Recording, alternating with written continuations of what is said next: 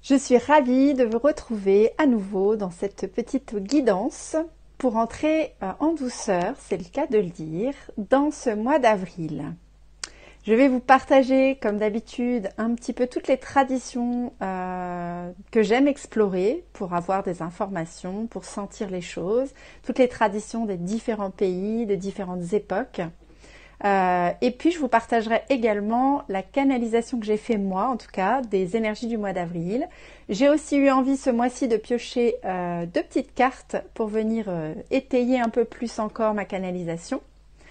Et tout ceci, ce sera après le jingle. Et avant de mettre ce jingle, je vous propose de liker cette vidéo pour lui donner plus de visibilité et de vous abonner à ma chaîne si ça n'est pas encore fait.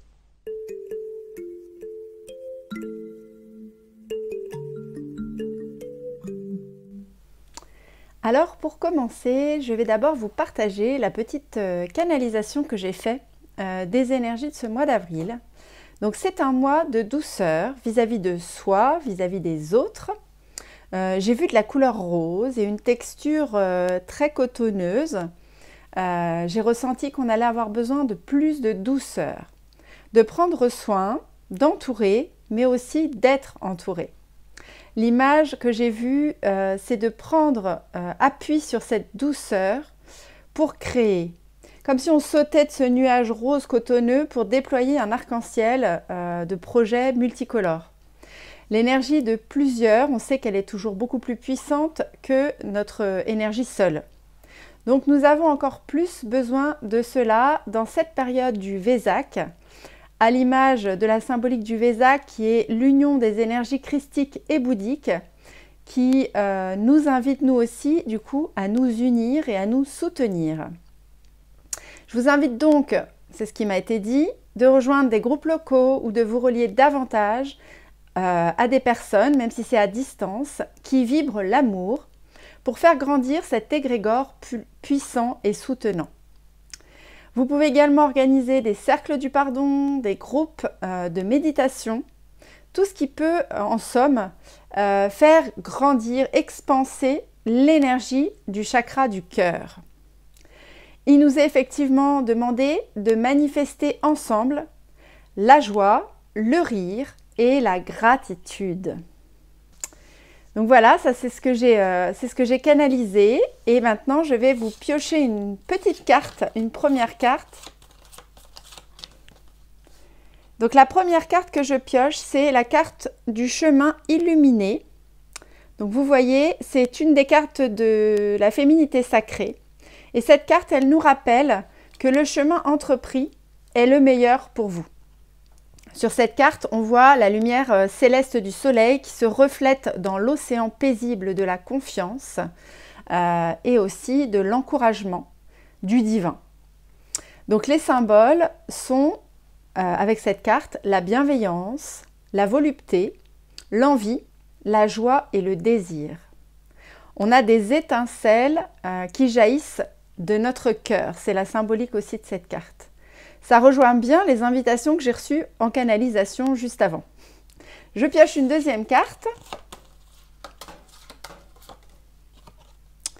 Et cette fois-ci, j'ai pioché la carte de l'alchimie.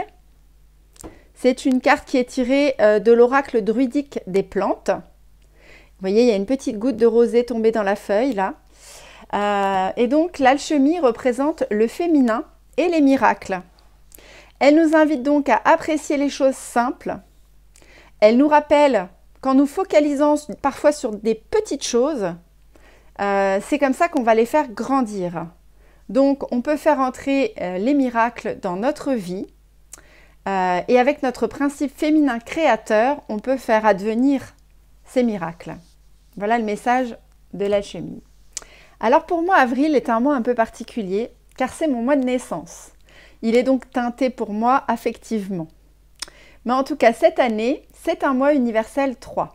Parce qu'avril est un mois 4, 2024, toujours année universelle 8, 8 et 4, 12, 1 et 2, 3. En numérologie, le 3, c'est l'énergie de la communication et du tissage de liens. Nous avons appris à être bien avec nous-mêmes en traversant le 1, puis à équilibrer nos polarités avec le 2 et à trouver notre juste place avec l'autre. Maintenant, avec le 3, on va pouvoir créer des liens. C'est un mois de fertilité, c'est un mois créatif qui nous pousse à entreprendre des choses éventuellement qu'on n'aurait pas osé faire auparavant. Le petit revers de la médaille de ce mois 3, c'est qu'on risque de courir un peu dans tous les sens après 1000 activités. Ah oui, la créativité, ça nous anime. Et des fois, de manquer un petit peu de persévérance ou de suite dans les idées. Donc attention à l'éparpillement, c'est juste ce petit bémol. Mais bon, après tout, ce n'est pas bien grave. L'idée, c'est de profiter de cette période de divertissement. L'énergie 3, il incarne aussi l'énergie de la croissance, de l'expansion et de l'abondance. Associé à la joie et à l'optimisme, et puis à l'inspiration, le 3 est considéré comme le chiffre de la Trinité. Effectivement, il symbolise l'union du corps, de l'esprit et de l'âme. Il est donc très holistique. Dans l'ensemble, le 3 nous rappelle le pouvoir de l'expression et de la beauté de la création. Ce sont plutôt des belles valeurs. Du côté de l'astrologie maintenant. Alors, le petit poisson d'avril de ce mois d'avril 2024, ce sera surtout la présence de Mars en poisson. Cette planète-là, elle génère souvent un certain flou artistique dans les rapports qu'on peut avoir entre les uns et les autres, dans les rapports humains. Même si pour certains signes, elle est plutôt facteur d'adaptation, ce sera aussi un mois très chargé d'un point de vue astral parce qu'il va marquer un vrai changement dans notre année. On retrouve la première rétrogradation de Mercure, notre ami Mercure. C'est la première rétrogradation de l'année. C'est aussi le mois où on voit Jupiter, qui est la planète de la chance, changer de camp pour passer en Taureau. C'est un printemps plutôt exaltant qui s'annonce, qui va fourmiller de projets et de rêves. Donc ce beau mois d'avril porte tous les fruits de nos efforts passés, les mois précédents, et concentre notre énergie pour concrétiser les désirs qu'on a les plus fous sur le long terme, donc à prévoir sur les mois qui vont suivre. Nous sommes encouragés à aller au bout de nos rêves sans rien lâcher.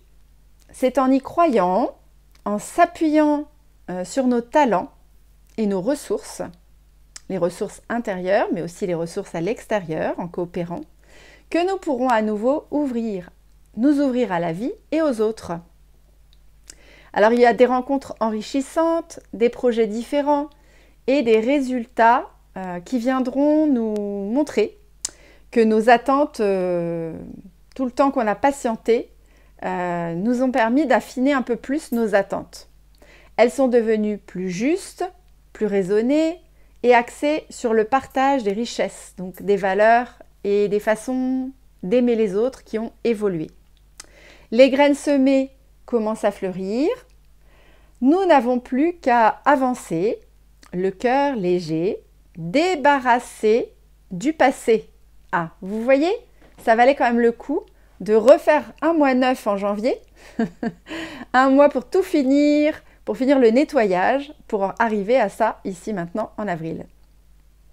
Alors je n'ai pas de choses à vous partager sur les fêtes celtiques ce mois-ci parce qu'il n'y en a pas en avril.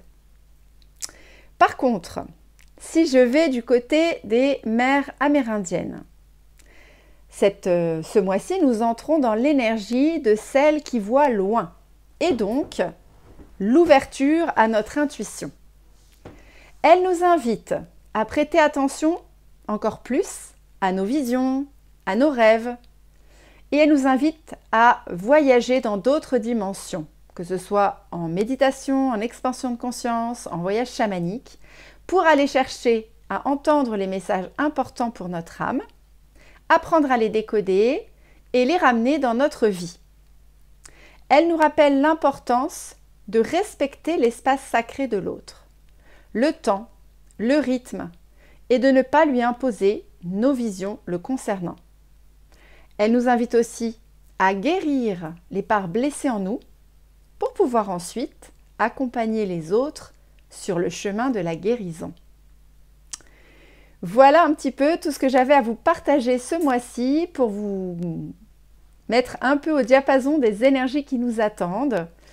J'espère que vous allez passer un mois riche en liens, en projets, en rêves, en ouverture du cœur et en ouverture aussi du troisième œil pour aller vers les invitations de cette mère de clan du mois d'avril. En tout cas, je vous donne rendez-vous le mois prochain pour une prochaine guidance.